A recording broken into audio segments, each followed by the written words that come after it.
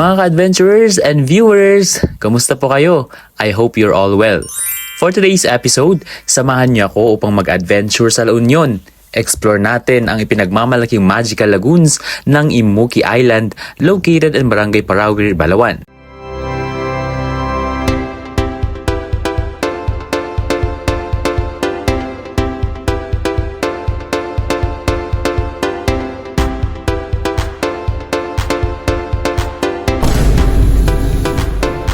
And guess what? Hindi siya typical na island.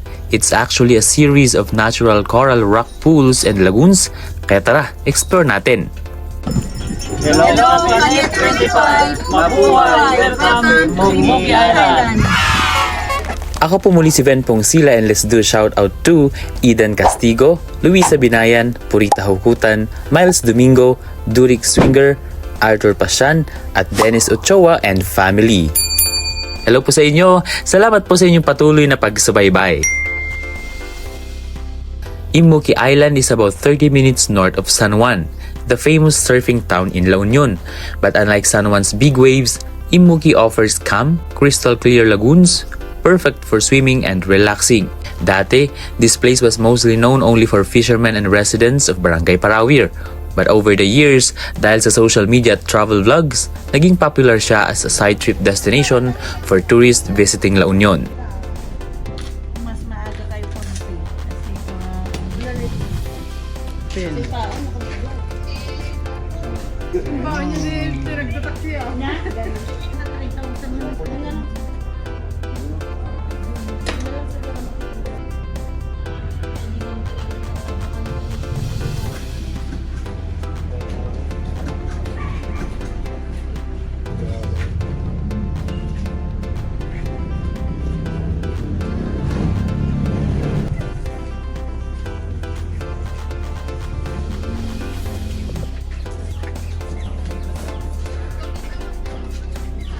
Papasok na tayo dito sa pinaka-entrance ng Imuki Island.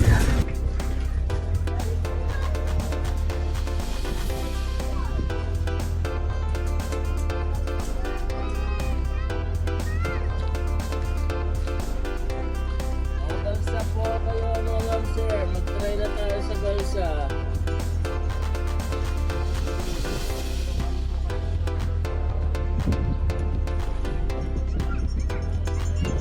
Maraming pwedeng activities sa lugar. First ay ang mga lagoons. There are 3 main lagoons na may lalim ranging 8 to 12 feet. Perfect for swimming, cliff jumping, floating, and relaxing.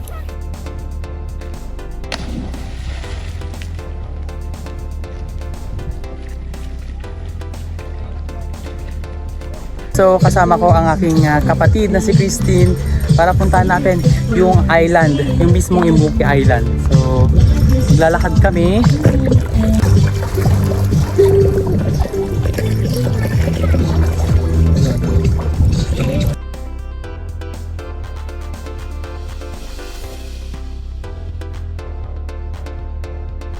Lumalalim na siya.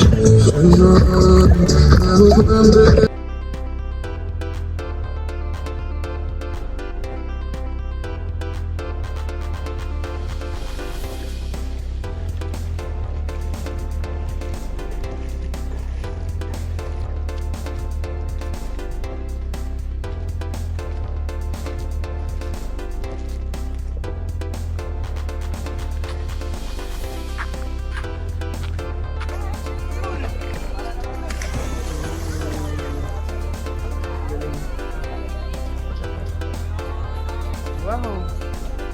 See that? Ganda!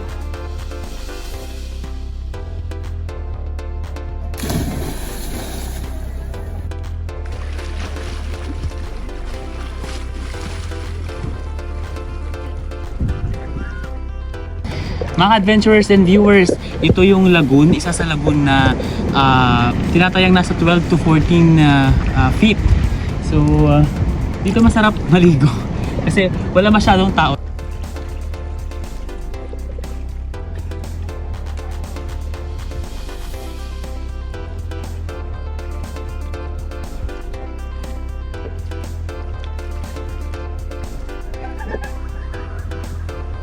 Super linaw ng tubig, nakikita mo talaga ang ilalim nito.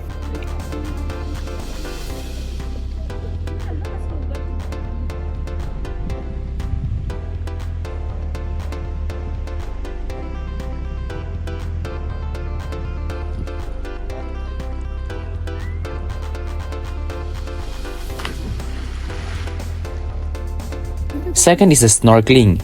Because of crystal clear waters, you can see small tropical fish, coral formations.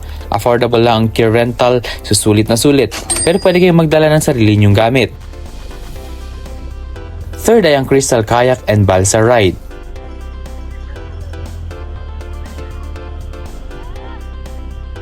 Kung high tide, you'll need to ride balsa papunta sa lagoons.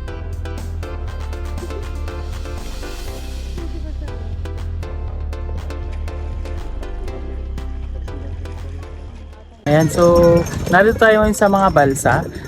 Sabi nila, worth 250 pesos each.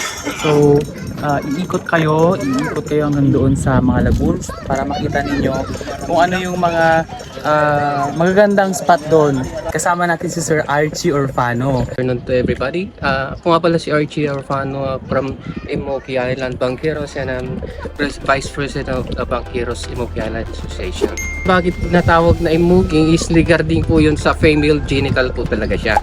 And as of now, yung lagoon po kasi natin is may shape din po ng female genital yan, lalo na't may drone tayo sa taas, makikita yung shape niya. Regarding naman po sa mga names po natin sa mga lagoon po natin ay may tatlo po tayong lagoon po dito.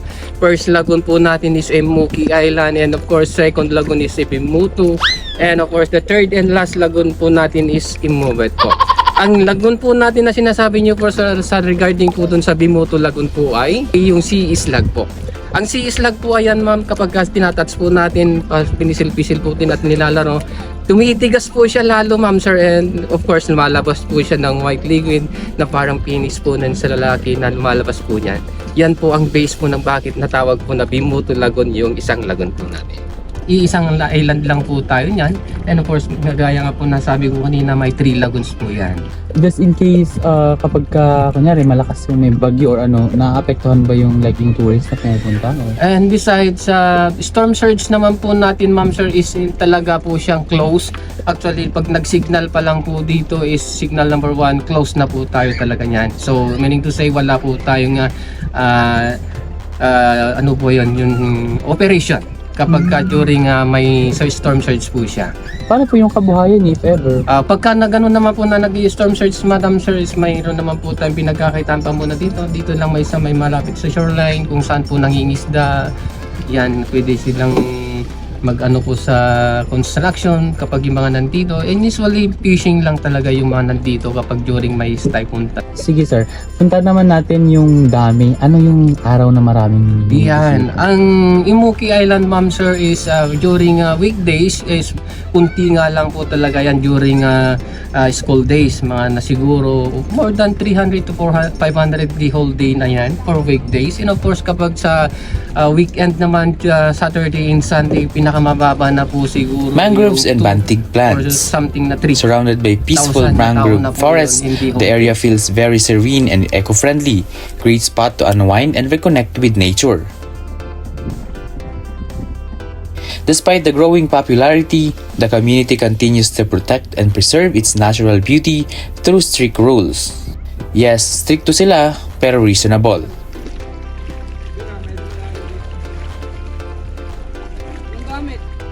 Malaki ba ang contribution ng Imoki Island sa parang bayan ng Balawan? Oo, sir. Kasi lalo na sa may lugar ng tagpi. Kasi malaki na yan eh. Nung last December, kumita kami ng mahigit 1 million. Okay. Karamihan nga, lalo na ngayon medyo tataas at tataas ng yung numbers ng tourist namin. Hindi kagaya nun na kunti-kunti pala. Pero ngayon, habang tumatagal siya, dumadami yung yung pumupunta. Kasi lahat ng nagpupunta sa San Juan, dadaan dito. Lahat ng mga tourist. Kaya magbubong at magbubong to. Lalo ngayong summer cut mo. Oo, tama. Kaya, kasi daming, saka maraming natutulungan nito Immoki. Taga Parawi at mga barangay. Maraming kagaya ng mga bangkiro dyan, yung tourist guide. Pero ang ginagawa ko kasi sa kanila, lahat ng activities dyan, masasabi ko, panatiliing malinis yung lagoon, island, at saka karagatan. Wala akong kukunin na kahit anong ko, di ba dati kasi yung mga ibang may ganyan, may porsyento yung barangay. Pero sa akin, wala, hindi ako nagkukuha. So sila na ang obligadong maglinis? Oo, maglinis sila doon. Kahit yung mga shade nila, hindi ako humihingi ng kahit basta gusto ko lang mapatiling malinis at well-organized yung nila yun. Sa mga adventures at saka viewers ng punta kayo dito sa Immoki Island kasi dito yung mga lagoon dito at saka yung tubig dagat dito, kristal na kristal. See-through doon sa loob, sa ng tubig, makikita yung isda na lumalangoy sa ng tubig. Kaya welcome po kayo lahat dito.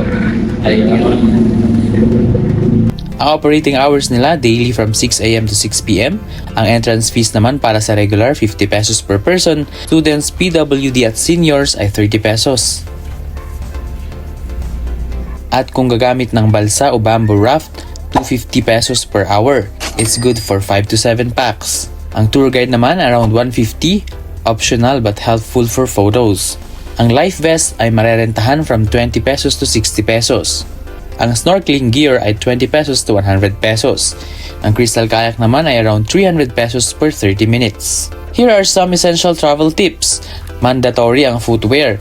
Medyo nakakasugat ang coral rocks. Promise, masakit pag barefoot. Pero meron silang pinaparentahan dito na mga tsinelas katulad ng mga ito. Pangalawa, i-check muna natin kung high tide or low tide. Kung low tide, you can walk about 200 meters from the shore. And if high tide, balsa ride is required. Paalala lang, stricto ang rules nila. No alcohol, smoking or vaping sa actual lagoon area to maintain cleanliness. May mga showers sila dito and souvenir shop where you can buy pasalubong. May mga cottages din na pwedeng rentahan lalo na kung grupo kayo gaya ng pamilya at barkada. Marami rin pwedeng side trip malapit dito sa Immoki Island. Tulad ng man-made forest na ito kung saan marami nagpipicture na dumadaan. May mga nagpo-photoshoot din. Nandyan din ang bahay na bato at ang Balwarte Tower sa Luna. At paano nga pa pumunta dito from Baguio? Kung private car ang gamit nyo, around 2 hours drive via Nagilian Road and MacArthur Highway. At kung public transport naman, take a bus to Bacnotan Public Market, ride a jeep or tricycle bound for Luna, and get off at Parawir Barangay Hall. So ayun mga ka-adventurers, if you're looking for a peaceful alternative to the surfing spots of La Union, Immoki Island is definitely worth visiting. It's a raw, natural, and community protected. Kaya let's respect the rules and keep it clean. Ako muli si Ven Pongsila na nagpapaalala na hanggat kaya mo pa, mag-adventure ka na, mag-explore ka. Pero kung di talaga kaya, manood ka na lang muna. Dito lang sa Northern Adventurers Exploring the North, only on Net 25 Baguio. Don't forget to like, share, and follow for more travel adventures. See you!